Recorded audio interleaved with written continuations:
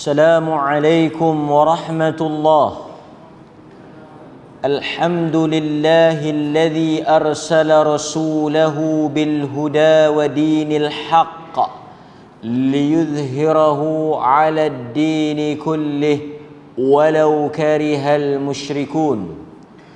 أشهد أن لا إله إلا الله وحده لا شريك له وأشهد أن محمدا عبده ورسوله. اللهم صل وسلم على سيدنا محمد وعلى آله وأصحابه ومن تبعهم بإحسان إلى يوم الدين. أما بعد. Muslimin muslimat, hadirin hadirat, tuan-tuan dan puan-puan yang dirahmati oleh Allah Azza wa Jal, syukur alhamdulillah malam ini sekali lagi kita berpeluang meneruskan program usrah 14 buah masjid, yang mana pada malam ini kita sampai pada giliran Masjid Ar-Rahmaniyah. Jadi mudah-mudahan apa yang akan kita bincangkan pada malam ini memberikan manfaat kepada saya dan juga tuan-tuan.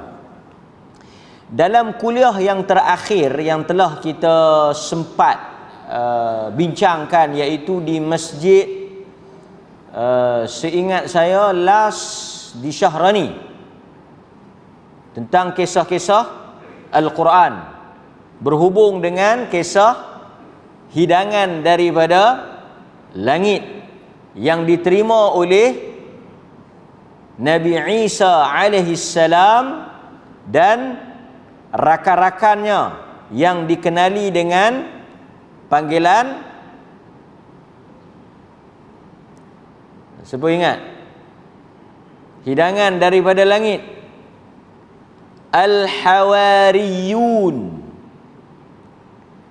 yang sokong Nabi Isa, yang menjadi sahabat Nabi Isa, pengikut Nabi Isa, ada 12 orang kan. Mereka itu dikenali dengan panggilan Al-Hawariyun. Hawari, Hawari jamak dia Hawariyun, iaitu golongan yang menyokong dan membela Nabi Isa alaihi salam. Pada malam yang terakhir sebelum Allah Azza wa Jal mengangkat Nabi Isa naik ke langit, dan kita sedang menunggu di akhir zaman Allah Azza wa Jal akan menurunkan semula Nabi Allah Isa alaihi salam, yang mana itu merupakan daripada tanda-tanda kiamat. Pada malam ini tuan-tuan, insya-Allah kita akan membacakan satu lagi kisah daripada Al-Quran, kisah yang berlaku kepada Bani Israel, yang mana mereka ini kalau kita tengok ada sambungan dia, iaitu cerita selepas daripada mereka diselamatkan oleh Allah daripada Firaun pada tanggal 10 Muharram. Jadi sebab itu saya pilih tajuk ni, cerita ni. Baik, hadirin mukminin, tuan-tuan muslimin dan muslimat yang dirahmati oleh Allah Subhanahu wa taala, mari sama-sama dengan saya. Baik, selepas daripada Allah Azza wa Jal menyelamatkan Nabi Musa alaihi salam dengan Bani Israel daripada dikejar dan ditangkap oleh Firaun dan tentera-tenteranya, dan kita semua tahu kesudahannya, Firaun tenggelam di dalam Lautan Merah bersama dengan tentera-tenteranya. Apa yang berlaku kepada Bani Israel selepas daripada itu? Kita dah baca 2-3 cerita. Lepas daripada, tuan-tuan kena ingat dia punya episod dia. Cerita 1, cerita 2, cerita 3, cerita 4. Selepas daripada Allah Subhanahu wa taala menyelamatkan Bani Israel daripada ditangkap oleh Firaun, Nabi Musa membelah Laut Merah, mereka melintasi laut tersebut, selamat, mereka menyaksikan dengan mata kepala mereka sendiri bagaimana Allah menenggelamkan Firaun, dan mereka menyaksikan kebesaran dan kekuasaan Allah Azza wa Jal. Benda tu berlaku depan mata mereka. Allah tunjuk depan mereka. Mereka tengok macam mana Allah tenggelamkan Firaun. Mereka selamat. Sebab itu tuan-tuan, tidak ada mana-mana kaum yang paling banyak mendapat nikmat melebihi Bani Israel. Sebab itu Allah Subhanahu wa taala selalu mengingatkan kita apabila kita baca Quran. Allah suruh kita tengok bagaimana sikap dan kesudahan Bani Israel. Mereka ni banyak dapat nikmat. Nikmat silih berganti. Tetapi mereka tidak ada satu sifat. Sifat apa? Yang mesti ada pada orang yang dikurniakan nikmat ni. Sifat apa tuan-tuan? Syukur. Mereka tak ada syukur. Satu nikmat, dapat lagi satu nikmat, dapat lagi satu nikmat, dapat lagi satu nikmat, tetapi mereka tetap dengan sikap kufur nikmat. Mereka tak ada sikap syukur. Allah bagi yang ni, mereka tak puas hati, mereka minta yang tu.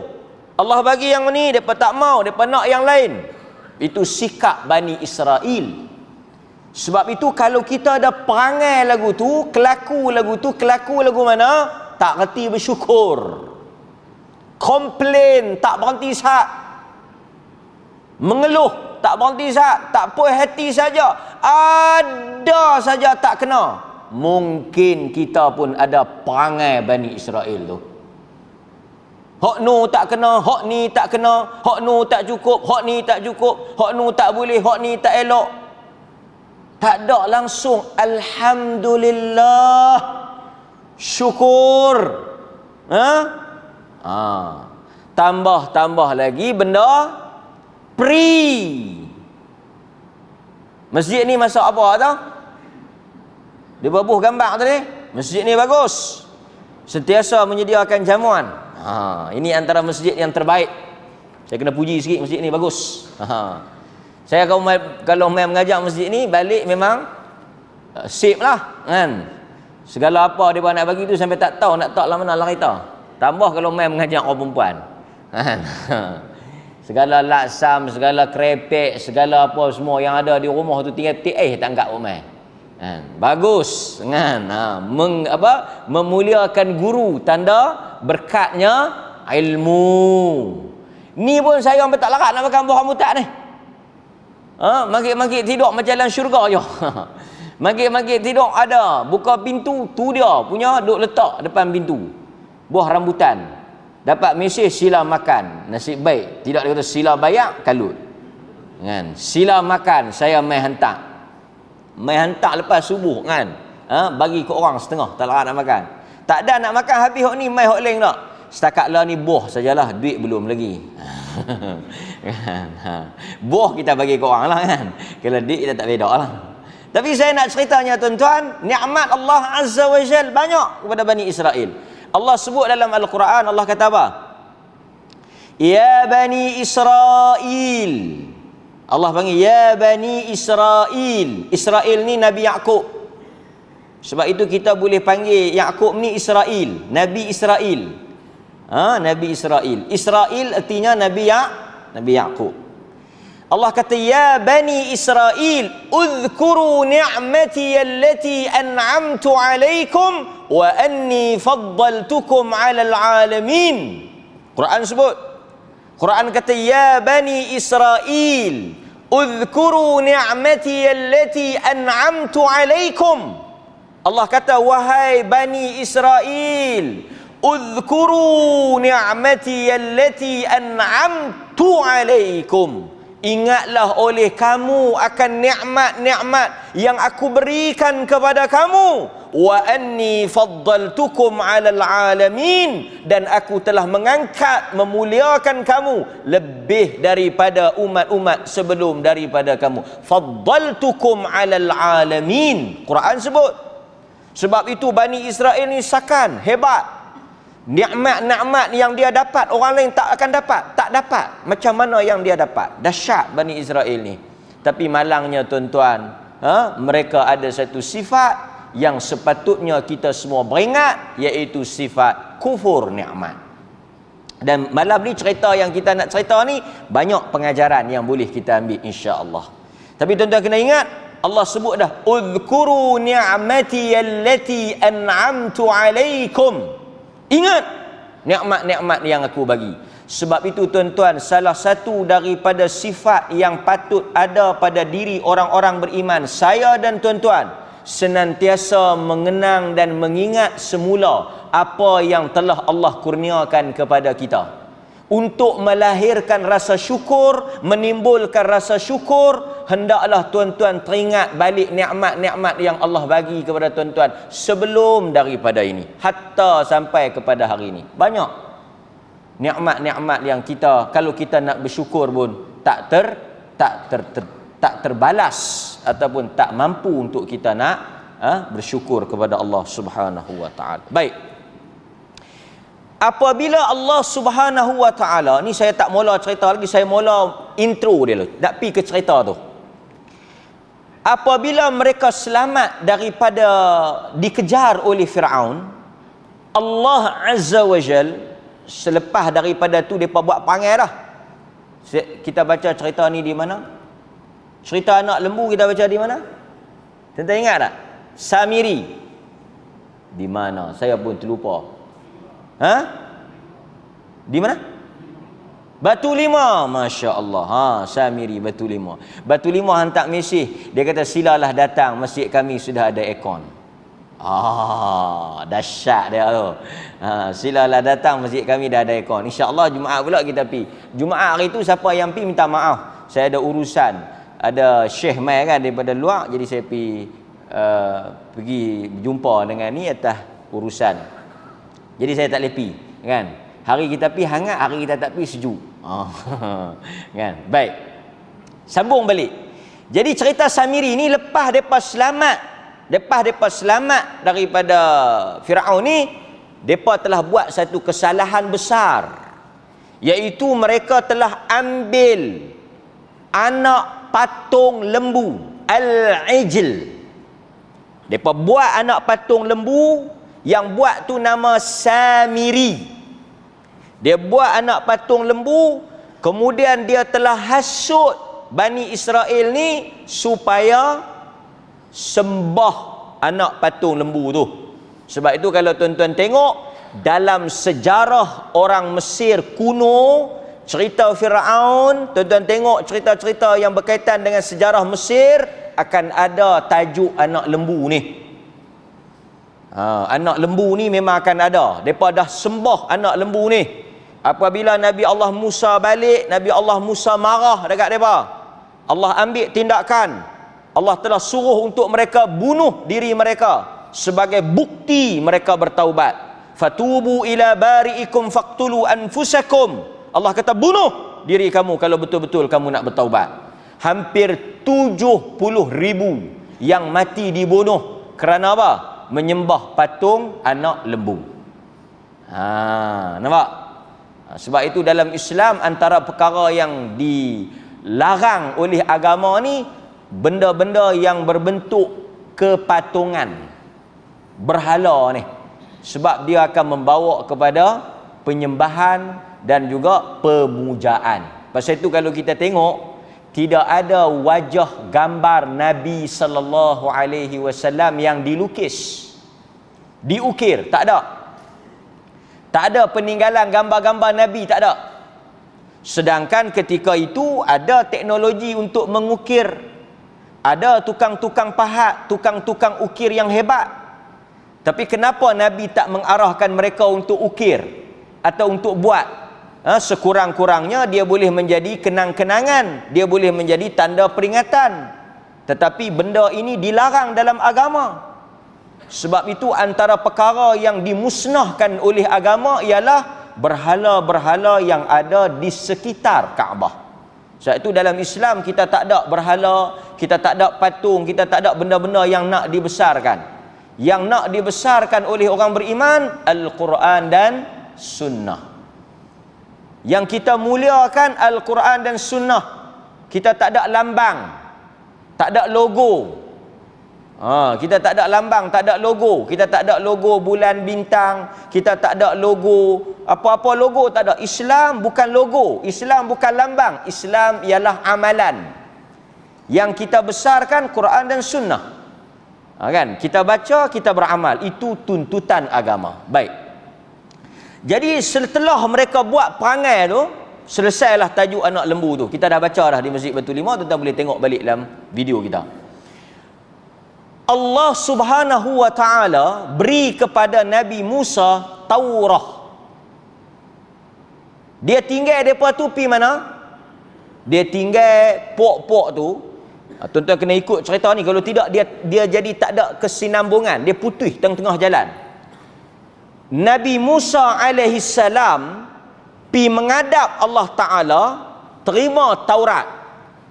Masa dia tinggal depa tu pi terima Taurat selama 40 hari tu, depa telah ambil patung anak lembu pi sembah.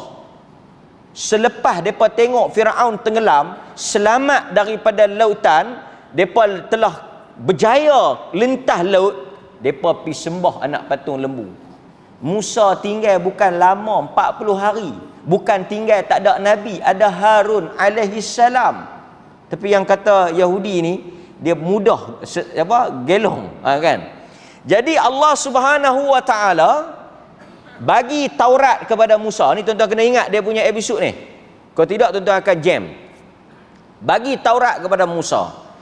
Apabila Musa balik bawa Taurat, Musa marah, Musa lempak Taurat. Tapi tak apalah, yang pentingnya Musa dah dapat Taurah. Taurah dapat sekaligus. Ini beza Taurah, Injil, Zabur dengan Quran. Kitab-kitab lain semua dapat jumlatan wahidah. Semua dapat satu complete set. Dapat seketui. Yang dapat sikit-sikit ni Quran ya. Jadi dapat Taurat clear. Apabila dapat Taurat, apa yang berlaku tuan-tuan? Setelah Nabi Musa dapat Taurat, mereka diperintahkan untuk balik ke tanah asal mereka di mana? Mereka lari daripada Mesir. Mereka lari daripada Mesir, keluar diligan oleh Firaun, kemudian mereka selamat, dapat Taurat. Pendekkan cerita, Musa ajak mereka balik ke negara asal mereka, ke tempat asal usul mereka. Di mana? Di mana? Bani Israel di Palestin. Sebab itu tuan-tuan tengok Yahudi menuntut Palestin. Mereka mengatakan Palestin tu ardul mi'ad. Orang-orang Yahudi dia sebut Palestin itu ardul mi'ad, bumi yang dijanjikan. Tuhan yang janjikan Palestin tu untuk mereka. Sebab itu tuan-tuan, ketika mana Jerman bunuh Yahudi, Nazi, Hitler bunuh Yahudi, yang bunuh Yahudi ni Hitler. Ada jasa dia jugalah. Dia bunuh Yahudi. Kan? Dia bunuh Yahudi. British ketika itu tak tahu nak pergi letak mana pok ni. Tuan-tuan tahu kan cerita tu? Macam mana yang Yahudi ni boleh pergi. Palestin tu asalnya tanah orang Islam. Baitul Maqdis apa semua tu yang sebut Jerusalem tu Baitul Maqdis lah. Tuan-tuan tahu macam mana setelah mereka ini keluar daripada Jerman, Britain ketika itu dia telah beri mula nak hantar pergi Afrika lah, pergi duduk di Afrika, tapi mereka memilih untuk pergi duduk di Palestin. Mereka duduk di Palestin kerana ada sejarah mereka dan mereka nak ambil Palestin. Sebab itu Palestin menjadi rebutan 3 agama besar dunia. Palestin ni orang Yahudi pun mau, orang Kristian pun mau, dan orang Islam tentulah, kerana itu antara tanah suci orang Islam. Pasal itu kalau tuan-tuan tengok di Palestin, ada Yahudi, ada Kristian, dan ada Muslim, ada Islam. Dan panjanglah cerita sejarahnya ni, tapi saya nak ceritanya, Allah suruh mereka pergi Palestin. Allah suruh mereka pergi Palestin. Apabila sampai di Palestin, apa yang berlaku? Tuan-tuan duk baca, apa jadi? Tuan-tuan, apa berlaku di Palestin? Tuan-tuan kan semua peminat sejarah. Kan tuan-tuan semua anak murid Pak Maun?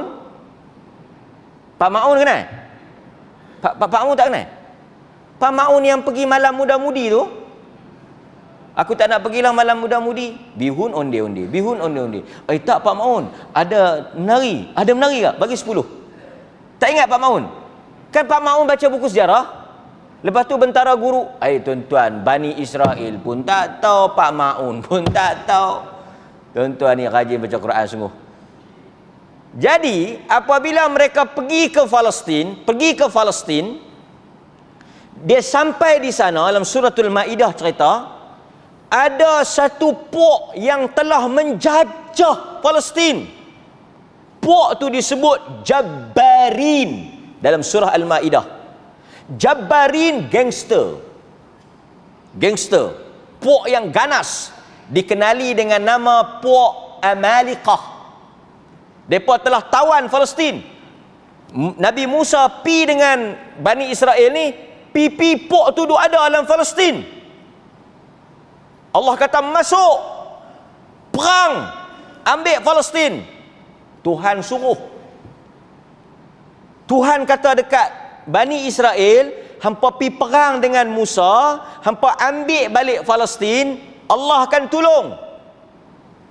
Depa tengok puak tu barbarian tahu barbarian, puak yang ganah ni, Jabbarin. Quran kata Jabbarin, puak yang ganah, puak yang kasak ni. Depa terus kecut.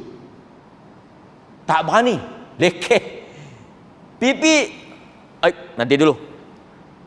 Ni Allah suruh titah perintah Allah, masuk Palestin, ambil Palestin. Kan? Depa kata dekat Musa, sak. Depa pipi tengok ada geng-geng hok yang ganah tu menguasai Palestin. Depa kata ni macam ni Musa. Tak jadi kot. Depa kata tak jadi kot. Dan buat tu. Depa boleh, Tuhan suruh sampai di Palestin, postpone, cancel. Musa kata kena masuk. Kita dah dapat Taurah, turun perintah, kita kena masuk Palestin, Allah akan tolong. Depa kata, Musa, pergilah hang dengan Tuhan hang, kalau hang nak masuk sangat, perang. Kami duduk tang ni tunggu sat. Tu dia. Tuan-tuan kena ingat ayat ni. Bani Israel kata, izhab anta wa rabbuka, pergilah engkau dan Tuhan engkau, faqatila. Musa hampi dengan Tuhan hang, perang, menang, selesai, pok ni tak ada, kami pi. Sementara dia suruh Musa pi dengan Tuhan, dia kata wa rabbuka, Tuhan engkau. Dia tak kata Tuhan kita. Tu bahasa Bani Israel tu. Dia tak kata pergilah engkau dan Tuhan kita. Dia kata pergilah engkau dan Tuhan engkau, faqatila, pergi perang. Hampa nak buat apa? Kami nak duduk tengok, kami tak berani. Bani Israel, setelah dia saksikan bagaimana kebesaran, kekuasaan dan keagungan Tuhan menyelamatkan mereka, pun mereka tak percaya. Sat lagi tuan-tuan tengok, lagi sakan. Mereka punya tak percaya kat Tuhan tu. Sebahagian riwayat kata kih mereka tu lah yang daging kita busuk. Kalau 2-3 hari tak simpan tu busuk. Asalnya daging tak busuk, tapi perangai tak guna Bani Israel ni dengan kita-kita pun daging tu jadi busuk. Sekejap lagi saya cerita macam mana daging boleh jadi busuk. Tuan-tuan faham tak? Okey. Lepas mereka tak mau masuk Palestin, mereka tak mau masuk Palestin pasal mereka takut nak berperang, pengecut mereka, walaupun dan mereka tak percaya kat Tuhan. Kalau mereka percaya kat Tuhan, mesti mereka masuk punya, pasal Tuhan bersama dengan mereka dan Nabi Musa ada dengan mereka. Tuan-tuan, Nabi duk ada dengan kita. Allah suruh pula, titah perintah Allah. Sebab itu ketika mana Nabi SAW ajak sahabat berperang, apa sahabat kata? Ketika Nabi mengajak golongan Ansar, golongan Muhajirin pergi berperang, berhadapan dengan orang-orang kafir Quraisy Mekah, apa kata sahabat? Kami akan pergi berperang dengan engkau, dan kami tidak akan kata seperti mana kata Bani Israel kepada Musa, pergilah engkau dan Tuhan engkau berperang. Tapi kami akan kata, kami dan engkau akan pergi berperang kerana Tuhan. Dia berkata apa? Dia berkata dekat Nabi, jangan takut, kami bukan Bani Israel. Pasal apa? Pasal Bani Israel kata dah, pi hang dengan Tuhan hang, kami tak mau. Tapi kami akan pi. Sebab itu tuan-tuan, beza besar sahabat ridwanullah alaihim ajma'in.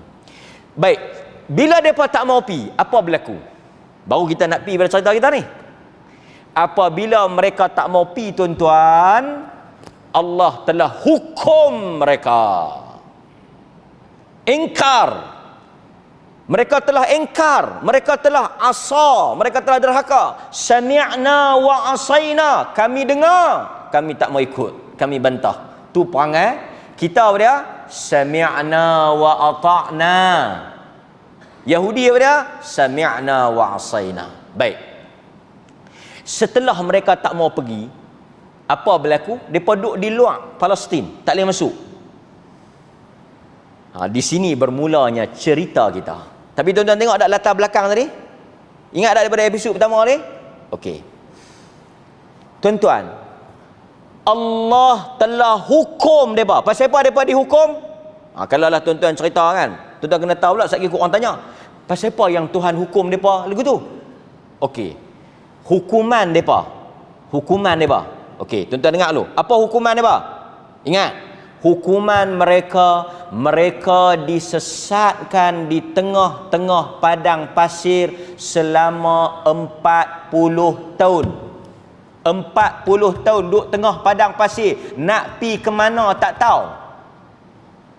Dikatakan depa punya kawasan tu bukan besar mana pun, berapa luas saja.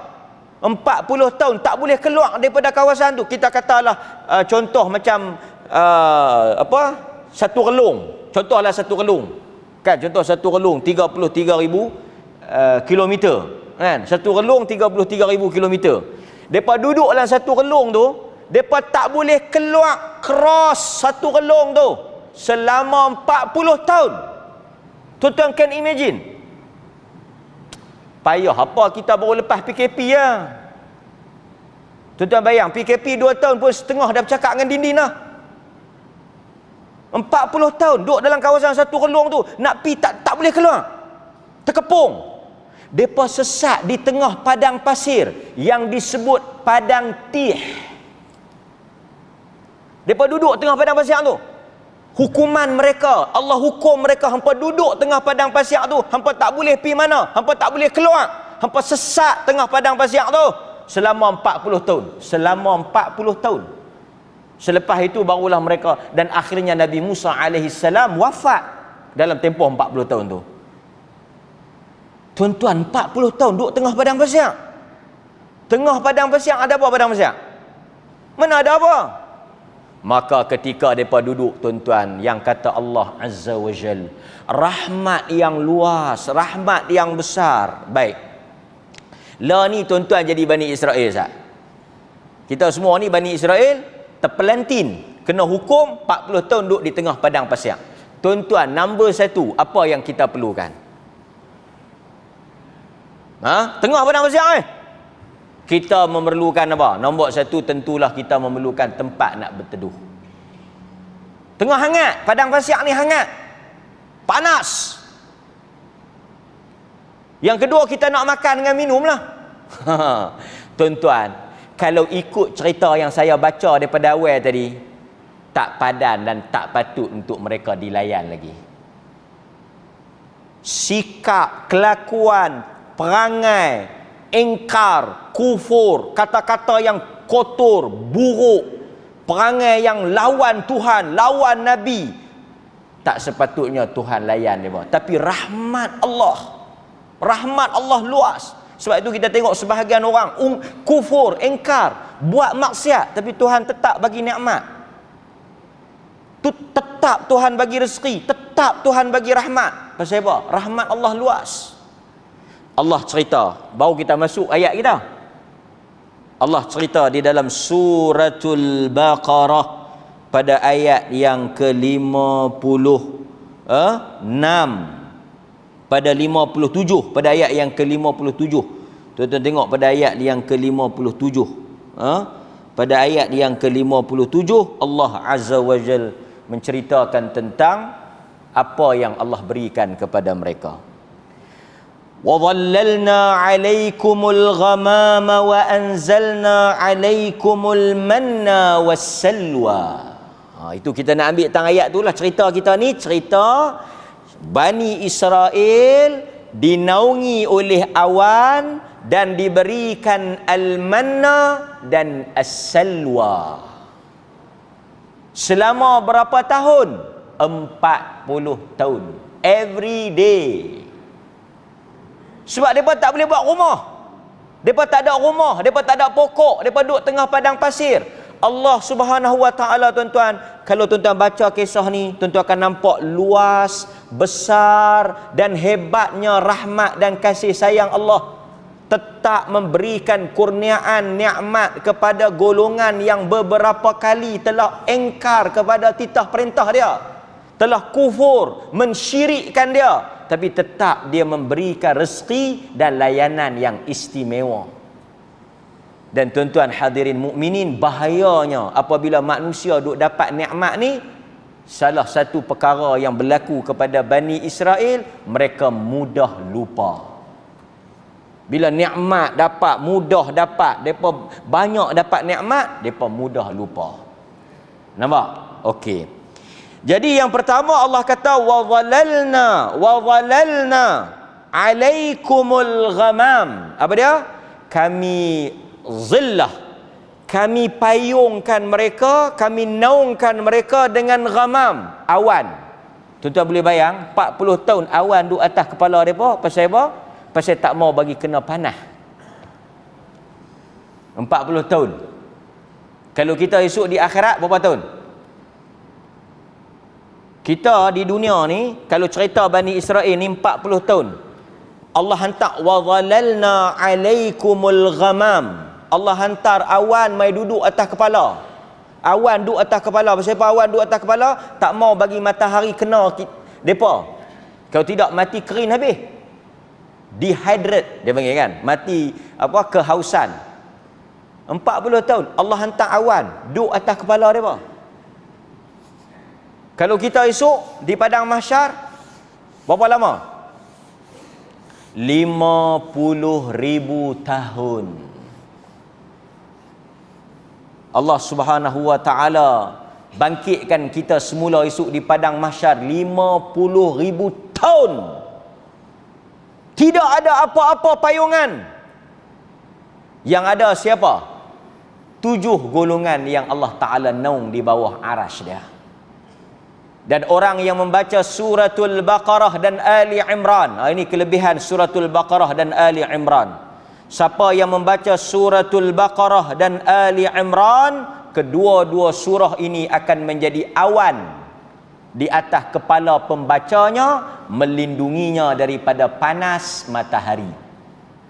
Dia panggil Az-Zahrawain.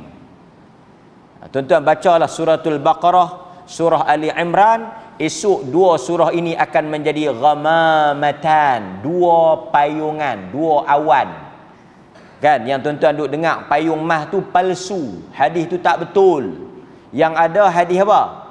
Awan. Awan mari mana? Daripada baca suratul Baqarah dan Ali Imran. Tuan-tuan nak berdiri di padang mahsyar esok 50,000 tahun. Kita di Perlis ni kan Syekh yang mai baru ni dia mai daripada Jeddah. Syekh Asim tu dia mai daripada Jeddah. Dia pergi rumah Datuk Mufti. Datuk Mufti pun bawa dia ziarah ronda ronda rumah Datuk Mufti itulah. Di Mekah pun panas juga, panas lagi daripada di Perlis ni. Dia ronda dia kata, kita masuk baliklah dalam rumah hangat. Yang dahsyatnya Perlis ni, dia punya hangat dia, orang yang duduk di Mekah pun tak tahan. Nampak? Sedangkan di Mekah tu, pasal itu tuan-tuan pergi ke Mekah, tuan-tuan tahan panas. Kan, kebanyakan jemaah kita pergi, dia boleh berjalan pergi masjid tengah hangat di Mekah, tapi dia tak boleh berjalan tengah hangat main masjid di Perlis. Tuan-tuan faham tak? Di Mekah yang jauh tu dia boleh berjalan pi. Yang di Perlis yang dekat boleh naik kereta ni, Masjid Ekor ni, langkah masuk dia tak boleh mai. Pasal apa? Pasal hangat Perlis ni lain macam, tuan-tuan. Tu belum hangat neraka lagi. Kan? Hadirin mukminin. Jadi nak bagi taunya, esok di padang mahsyar 50,000 tahun kita akan berdiri tanpa ada payungan. Sebab itu kalau boleh tuan-tuan, masuklah dalam payungan 7 golongan. Sab'atun yudhilluhumullahu fi yaumin la dhilla illa dhilluh. Kan, yang tuan-tuan baca 7 golongan tu, tuan-tuan buatlah apa pun, janji masuklah salah satu.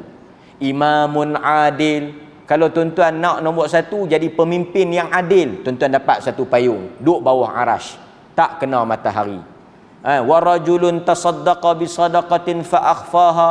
Seorang lelaki yang bagi sedekah, dia sembunyi sedekah dia, ikhlas, hatta la ta'lam shimaluhu ma tunfiq yaminuhu, sehingga tangan kiri tak tahu apa yang tangan kanan bagi. Tuan-tuan masuk dalam tu, dapat duduk bawah arash, duduk bawah payungan naungan Allah Taala.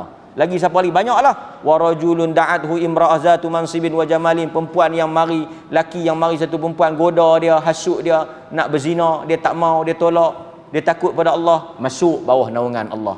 2 orang lelaki yang berkasih sayang kerana Allah, berpisah kerana Allah, bertemu kerana Allah, depa berkawan kerana Allah, masuk bawah naungan Allah.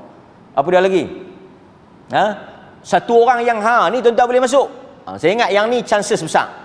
Wa rajulun qalbuhu mu'allaq bil masajid. Lelaki yang hatinya tergantung, teringat, terikat dengan masjid. Yang ni duduk bawah arash. Esok ni bila kita duduk bawah arash ramai-ramai, dia ni pemimpin yang adil. Dia tahu WB pasal apa? Macam mana boleh duduk bawah ni? Saya dulu adil.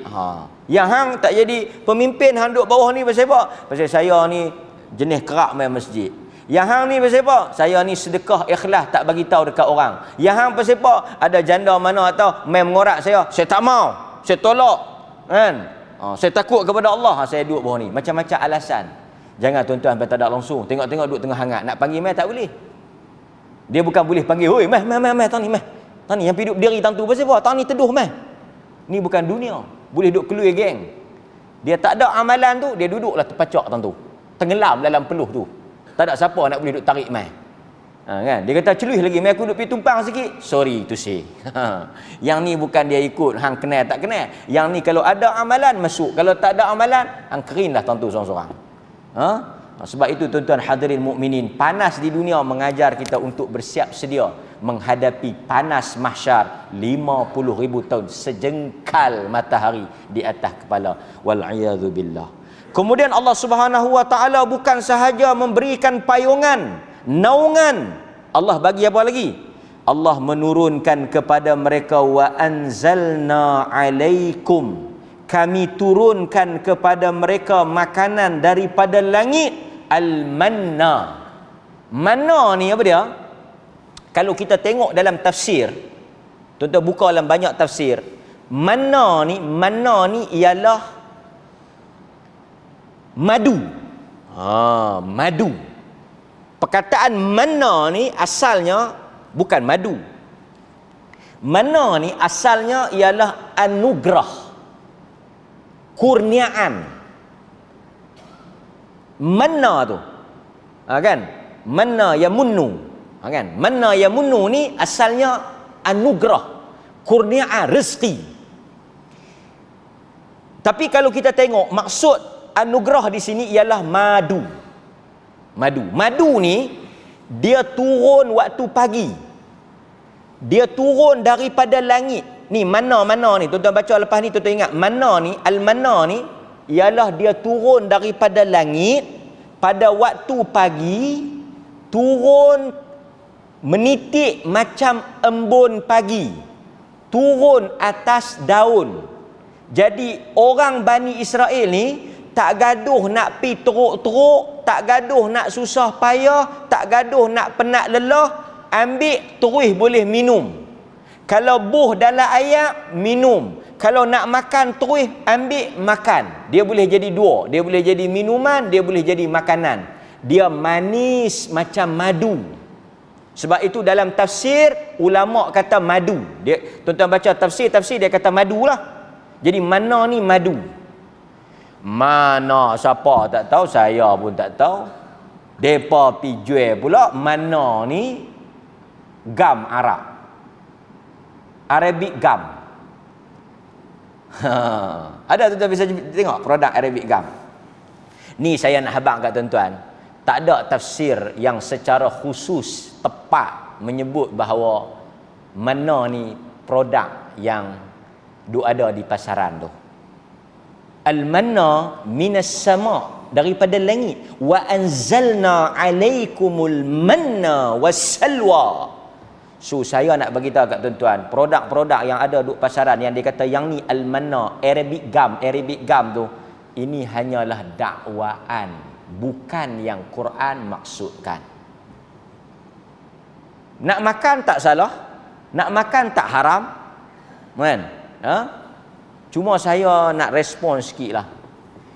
Bila kita baca Quran, kita janganlah ambil Quran tu pi renyuk, pi pelokoh, orang utara kata, nak bagi kena dengan kita. Antara benda yang kita kena hati-hati, menggunakan ayat-ayat Al-Quran untuk puak dia, barang dia, produk dia. Quran sebut delima, dia pi ambil ayat delima tu, dia pi tempek di kedai buah dia. Jahannam habis. Dia kata tengok Quran kata delima aku ni. Apa sahaja yang Quran sebut, dia akan ambil dan dia akan tempek pi kat produk dia. Sakan tuan-tuan. Ada satu ceramah saya tengok, yang ni pun saya nak tegur juga. Tak kira lah bala-bala.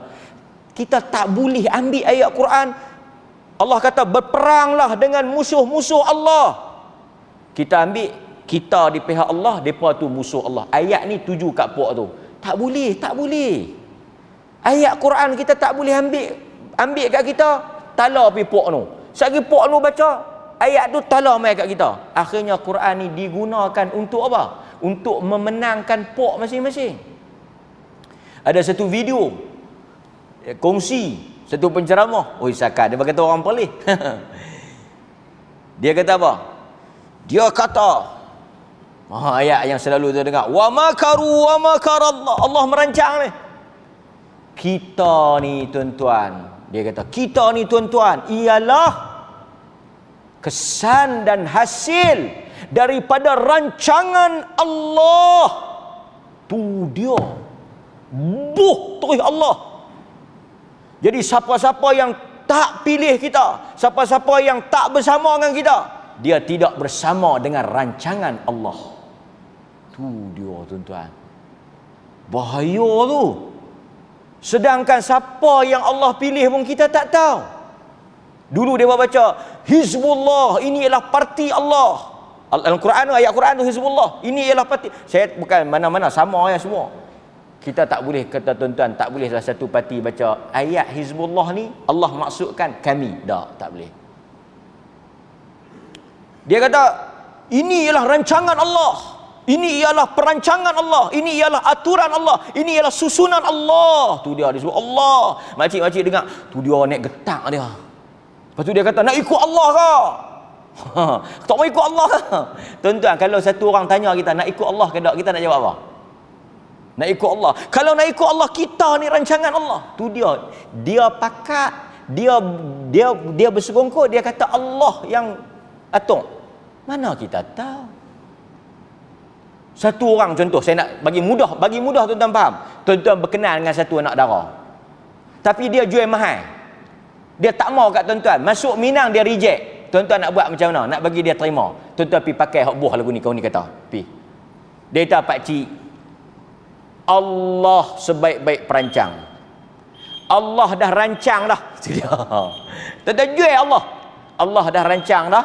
Allah dah tentukan saya ni ialah suami anak pak cik. Pak cik mungkin ada pilihan lain. Pak cik mungkin ada jejaka lain. Pak cik mungkin ada anak tona lain. Tapi itu perancangan pak cik. Adapun perancangan Allah, saya.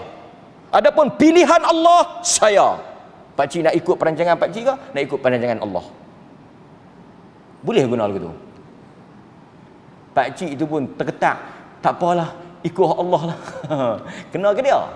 Bahaya tuan-tuan bila orang kepok ayat Quran ni ikut kepala dia, ikut nafsu dia. Ini bahaya.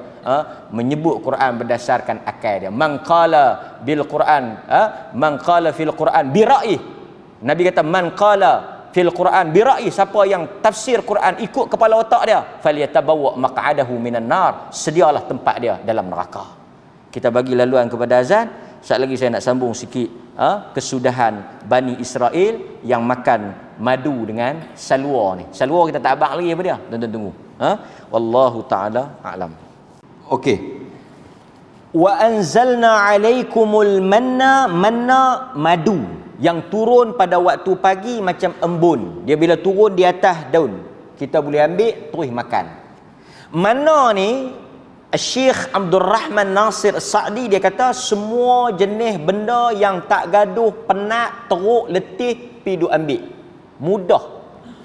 Tuhan layan special lah. Tuan-tuan tengok banyak mana nikmat Allah bagi kat Bani Israel sampai ke tahap ni Allah bagi lagi. Turun mai, tak gaduh tanam, tak gaduh tuai, tak gaduh jaga, tak gaduh cari, tak gaduh penat. Turun terus boleh minum, terus boleh makan. Yang kedua, Allah bagi wasalwa. Salwa ni dia sejenis burung. Kalau tengok dalam terjemahan, ada sebahagian terjemah burung puyuh. Burung darat yang dagingnya lembut dan enak. Dia panggil burung puyuh. Kita terjemah puyuh lah. Tapi kalau dalam sebahagian tafsir dia kata sumani. Burung sumani. Sumani. Tuan-tuan mungkin boleh Google tengok jenis bentuk burung tu. Burung ni pula dia turun, ada riwayat kata turun atas tangan. Bukan gaduh. Tak gaduh pasang ni. Apa? Apa tu yang orang kita duk pasang tengah bendang? Pukat pukat tu kan? Pukat tu pasang tak gaduh. Ada riwayat lagi sakan. Turun masak siap dah. Bismillah ya. Ada yang kata burung tu tak gaduh pergi tangkap. Dia mai. Dia turun belah petang. Madu turun pagi, dia turun petang. Burung tu. Jadi depa makanlah madu burung, madu burung, madu burung, madu burung. 40 tahun. Tak gaduh buat kerja apa? Hampa duduk tu hampa makan. Makan tidur, makan tidur. Tuan-tuan, kita hari tu Covid, duduk dalam PKP, pening kepala juga nak fikir. Kan? Tuan-tuan pasal itu tuan-tuan jangan jadi Bani Israel. Kan? Cuba tuan-tuan bayangkan orang yang pergi kuarantin. Pergi kuarantin. Tuan-tuan kuarantin, makan dia bagi. Makan pagi, makan tengah hari, makan tidur, makan tidur. Bani Israel macam tu lah. Tapi sebelum kita nak cerita ni, burung dengan madu ni turun every day, setiap pagi. Cuma Allah kata jangan simpan. Hampa makan, beda nak makan sudah, jangan ambil simpan. Ni ujian.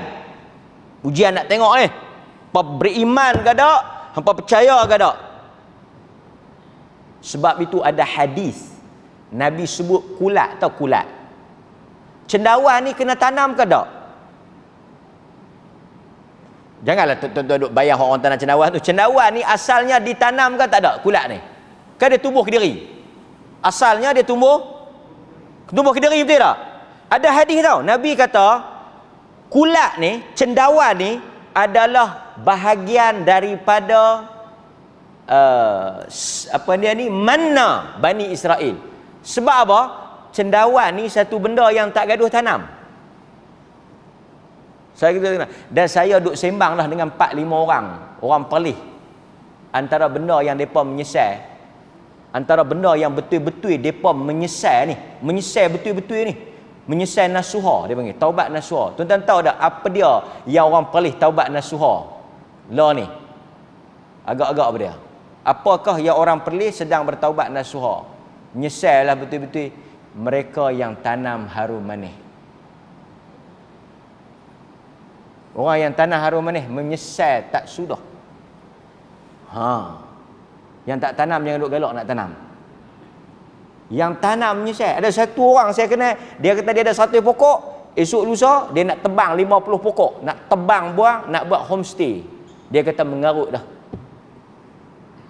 Teruk letih pagi petang tadi pergi sembang dengan satu orang haji. Dia kata menyesal lah, menyesal. Satu kerja pula duk fokus ni. Dia kata apalah saya ni silap lah. Kalau saya tanam terian ke, cempedak ke. Dia kata terian cempedak ni tauk lagu tu ya. Tak gaduh tengok. Tumbuh mai lagu tu ya. Ini peda lebih pada anak ni, anak kecil. Nak kena duk tengok, nak kena duk belai, nak kena duk nu. Tak boleh pergi ke mana. Silap hari bulan sikit dia terencak, silap hari bulan sikit dia mebal, silap hari bulan sikit dia jadi lagu nu, silap hari bulan sikit dia tak mau. Dia kata bukan hala, bukan hala. Mai peringkat umur macam ni tak ada hari dah nak pisah. Macam tuan-tuan mau anak kecil? Tanya sikit. Ni hak tua-tua ni mau anak kecil? Mau tak balik mai tukar pampers lagu saya ni? Mau? Balik nak kena basuh perak lah, pukul 2-3 pagi banjur susu, mau tak? Tak mau lah. Kan? Tak mau pun. Kalau tengok-tengok Bobi makan di kedai. Haji, bila cucu balik? Rezeki Ustaz. Dia depa kata tak tahu, depa kata depa lah kata, bukan Bani Israel kata. Depa lah kata. Dia kata semangat muda. Boleh tak? Tak tahu. Tapi saya nak ceritanya, benda yang kita dapat ni kena susah. Tapi Bani Israel ni burung turun mai, tangkap. Allah kata jangan simpan. Esok dia turun lagi, esok dia mai lagi. Tuan-tuan tahu dia buat apa? Dia pergi simpan. Bani Israel ni dia pergi simpan. Yang kata perangai depa tu, depa pergi taruh. Depa tak percaya. Depa kata kalau kita tak simpan, esok tak turun, kebulung. Pasal apa kebulung? Depa duduk dalam pok tu, tak boleh pergi mana. Contoh macam inilah, kerajaan kata, ni kami hantar mai makanan hari ni, makan. Jangan duk simpan, esok kami mai hantar lain. Hak hari ni kalau tak habis buang, basi, jangan duk simpan, sakit perut pula, bahaya. Esok kami mai hantar lain. Depa tak percaya. Depa kata simpan, esok benar mai. Jadi bila mai lah kali tuan-tuan tahu jadi apa? Daging burung tu busuk. Ada riwayat kata Nabi SAW sebut, kalau bukan kerana perangai Bani Israel, tentulah daging-daging kamu tidak akan busuk. Tapi kelaku dia perangai, dia tak percaya Tuhan. Dia kata simpan. Pasal apa? Esok belum tentu. Tu dia yang buat turun. Tuan-tuan, kalau cuba tuan-tuan bayangkan makanan turun daripada langit, tuan-tuan nak kata apa lagi? Artinya Allah Ta'ala tunjuk. Sebab itu kadang-kadang orang kata kita ni rugilah, tak boleh tengok nikmat depan mata kita. Kita dengar Quran ya, dengar hadis ya, tak pernah lagi jadi depan mata kepala kita. Tuan-tuan, tak ada jaminan kalau kita tengok kita akan beriman. Tak ada jaminan. Pada zaman Nabi, tengok Nabi-Nabi sebelum ni berlaku depan mata mereka. Unta Nabi Saleh, beriman tak? Tak. Tongkat Nabi Musa, beriman tak? Tak. Apa dia lagi? Mukjizat. Bahtera Nabi Nuh, beriman tak? Tak. Tu semua berlaku depan mata. Sebab itu tuan-tuan, tengok depan mata ni satu kelebihan, tapi bukan jaminan kita mesti beriman. Kan? Duk baca Quran depan mata pun tak beriman. Kan? Itu hadirin mukminin. Baik. Jadi Allah Subhanahu wa taala turunkan kepada mereka manna wassalwa, dan Allah kata qulu min tayyibat ma razaqnakum, makanlah daripada apa yang baik yang telah kami rezekikan. Allah kata hangpa makan. Hangpa tak payah duk fikir, hangpa makan. Esok ada lagi. Hangpa tak gaduh teruk-teruk, makan dia. Kemudian Allah sambung ayat yang akhir yang kita nak baca ni, wa ma zalamuna walakin kanu anfusahum yadhlimun. Dan mereka itu tidaklah dizalimi, mereka lah yang menzalimi diri mereka sendiri. Allah kata kami tak zalim pada mereka, kami tak naya, kami tak seksa mereka. Yang buat jahat, yang zalim, yang anaya diri mereka sendiri. Tuan-tuan tahu apa maksud ayat ni? Allah kata bukan kami yang zalim, kami bagi mereka makan, tapi perangai mereka ke diri yang menyebabkan mereka terseksa. Tuan-tuan akan baca nanti ayat selepas tu, siapa dia yang buat perangai. Bukan Allah kata dia wama zalamuna walakin kanu anfusahum yadhlimun. Allah kata kami tak naya mereka, kami tak zalim mereka, mereka yang buat perangai, buat onar. Yang tuan-tuan akan tengok dalam ayat berikutnya, ayat selepas daripada itu, apabila mereka minta kepada Allah Subhanahu wa taala makanan-makanan yang lain. Itu disebut di dalam Al-Quran. Allah Subhanahu wa taala cerita. Nampak? Allah bagi mana, bagi salwa, depa duk makan elok dah, sedap, tak payah teruk-teruk, tak payah tanam, tak payah susah-susah. Duklah elok-elok, makanlah elok-elok dak. Depa buat onar. Apakah onar mereka itu? Tuan-tuan tengok di dalam Al-Quran, Allah Subhanahu wa taala cerita, mereka minta kepada Allah Subhanahu wa taala supaya Allah Subhanahu wa taala menumbuhkan kepada mereka tumbuh-tumbuhan yang lain. Qalu du'u lana rabbaka yukhrij lana mimma tumbitul ardu min baqliha wa kithaiha wa fumiha wa adasiha wa basaliha. Dia berkata dekat Allah Taala, dia berkata Musa minta dekat depa semua Tuhan engkau. Musa minta kepada Tuhan engkau, kami dah jemu, kami dah tak boleh makan dah manna wa salwa ni, kami muk. Qalu du'u lana rabbaka, tolong minta untuk kami, lana bagi kami, rabbaka pi habaq kat Tuhan engkau, yukhrij lana, suruh dia buat keluar, suruh dia tumbuhkan, min baqliha wa kithaiha wa fumiha wa adasiha, segala itulah, bawang putih, bawang merah, kacang kacang parpu apa semua. Siapa yang minta ni? Depa. Musa kata astastabdiluna alladhi huwa adna, yang hampa minta ni makanan lekeh, yang hampa minta ni makanan dunia, yang hampa minta ni makanan yang biasa, sedangkan yang Allah bagi tu khair, makanan langit. Nampak? Jadi Allah kata mereka yang menzalimi diri mereka, akhirnya Allah hukum. Ihbitu misran, Allah halau depa, pambat depa. Itu apa yang berlaku, dan pengajaran yang paling besar adalah di kalangan manusia tidak bersyukur dengan nikmat yang Allah Subhanahu wa taala bagi. Jadi tuan-tuan boleh tahu daripada awal saya cerita tadi macam mana mula-mula boleh jadi depa terdampar, depa tersesat di padang pasir selama 40 tahun. 40 tahun Allah layan mereka, 40 tahun Allah Ta'ala turunkan manna wassalwa, naung dengan awan, duduk bagaikan raja, makan, minum semua dilayan. Allah Ta'ala sayang pada mereka, tapi akhirnya mereka kufur kepada Allah. Mereka minta makanan lain, mereka tak bersyukur. Di atas kufur itu Allah hukum mereka. Nampak tuan-tuan? Jadi ini apa yang boleh kita ambil dalam cerita Al-Quran. Kisahnya, tajuknya apa? Tersesatnya Bani Israel dan makanan yang dihidangkan daripada langit. Suratul Baqarah ayat 57. Aqulu ma sami'tum astaghfirullahal azim li wa lakum wa billahi taufiq wal hidayah. Wassalamu alaikum warahmatullahi wabarakatuh.